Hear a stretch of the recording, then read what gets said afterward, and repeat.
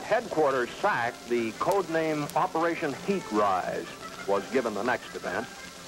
The B-58's round-trip flight from Los Angeles to New York, which added 3 more world records to its list, and the Bendix Trophy.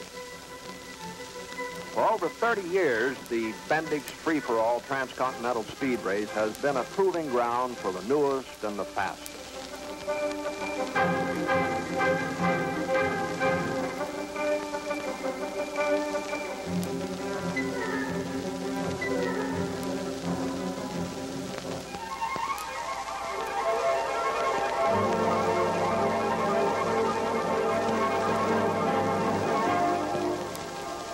Starting back when a daring young pilot by the name of Jimmy Doolittle took off from a Los Angeles suburb and made tracks east, following roughly the same course out of Los Angeles as Captain Robert G. Sowers, the B-58's pilot.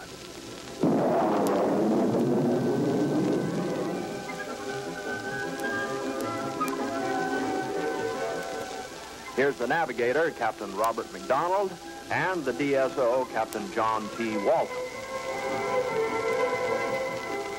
Almost as fast as you can read their names, the B-58's over them and gone. People knew it was up there all right, including some who had never heard this kind of thunder before. You see, most supersonic training missions are flown in special corridors away from heavily populated areas. But today, SAC sent it right over Sky Route 66. At mid-country, the bomber slowed down to 500 miles an hour and took on fuel. Now, talk about having flying down to a fine art. Now, just watch this hookup.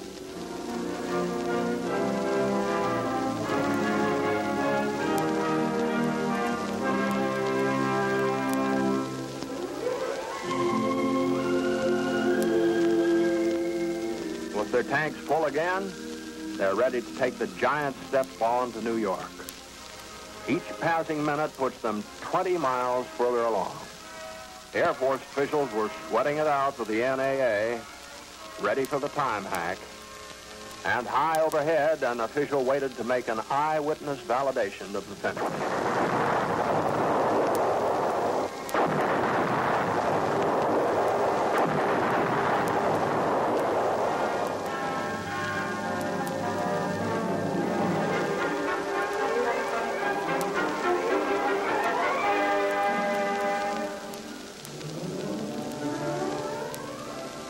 In just a hair over 2 hours, 2 hours and 58 seconds officially, the Hustler completed its New York run, won the Bendix Trophy, and became the first bomber to do so.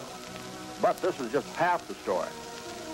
Turning around, the crew headed right back for Los Angeles, trying to beat the sun's westward track across the country. Such greats as John Glenn had tried the sun run without success in manned aircraft.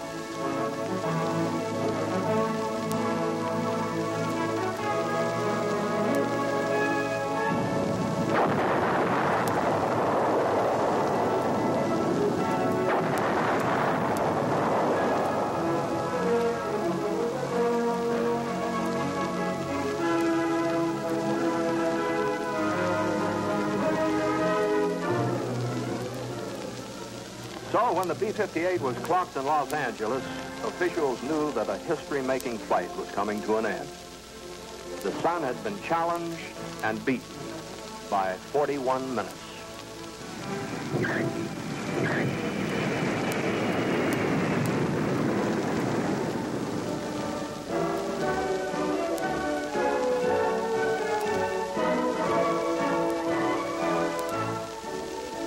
This flight set 3 world speed marks that were the beginning of a new era in transcontinental flight.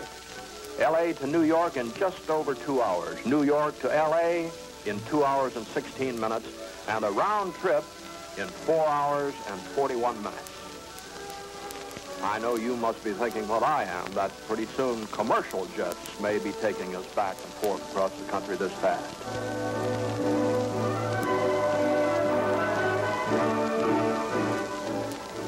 Immediately after the flight, the Bendix Trophy was presented to Captain Sowers, McDonald, and Walton. and the Distinguished Flying Cross was awarded them by General Thomas S. Power. Now, in watching these flights, we don't want to lose sight of something I only touched on, and that is, with the exception of the high-altitude run, these records and trophies were won by SAC combat-ready crews flying combat-ready bombers. But peace is SAC's profession, and part of their strategy has been to keep the peace by showing everyone, everywhere, this weapon's capability. If there had been any questions about its intercontinental range, these were answered once and for all in Paris. At the famous Le Bourget field, a highlight of the International Air Show came when a Hustler touched down after spanning the North Atlantic at an average speed of 1,089 miles per hour.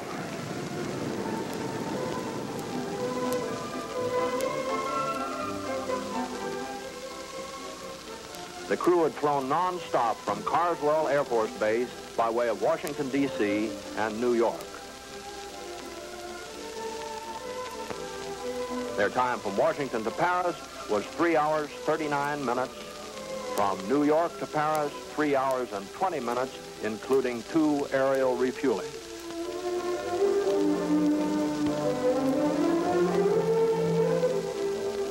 They called this one the Lindy Hop, a flight that ended on the exact spot where Charles A. Lindbergh had cut the engine of the Spirit of St. Louis. This gesture was deeply felt by all. Overseas newspapers said that this flight had done as much as anything in recent years to enhance American prestige abroad. Major William R. Payne was the pilot. Captain William L. Polimas was navigator, and Captain Raymond R. Wagner, DSO. Their time from Washington to Paris and from New York to Paris added 2 more to the string of official B-58 world records, making it 14 in all. How was the flight? Routine, they say. Routine. Meaning that in many ways, the Atlantic crossing was like the training mission being flown every day by SAC. But in other ways, of course, as they themselves knew when they got together around the Lindbergh plaque, their Lindy Hop was anything but routine. It was, in fact, recognized by the Air Force Chief of Staff as the most meritorious flight of the year, and for it, they received the McKay Trophy. Further recognition came with the award of the Harmon Trophy. In a White House ceremony, President Kennedy personally honored the pilot for outstanding contribution to aviation. For outstanding contribution to aviation and peace in our time. Well, I guess that just about sums up the story of the B-58 force. It's a success story. 14 international records and 5 major trophies won by the only bomber in the free world that's operational at supersonic speed. Now, it may never be used in anger. We hope and pray it never will. But if it is, the Strategic Air Command's B-58 force has the airplane to do the job.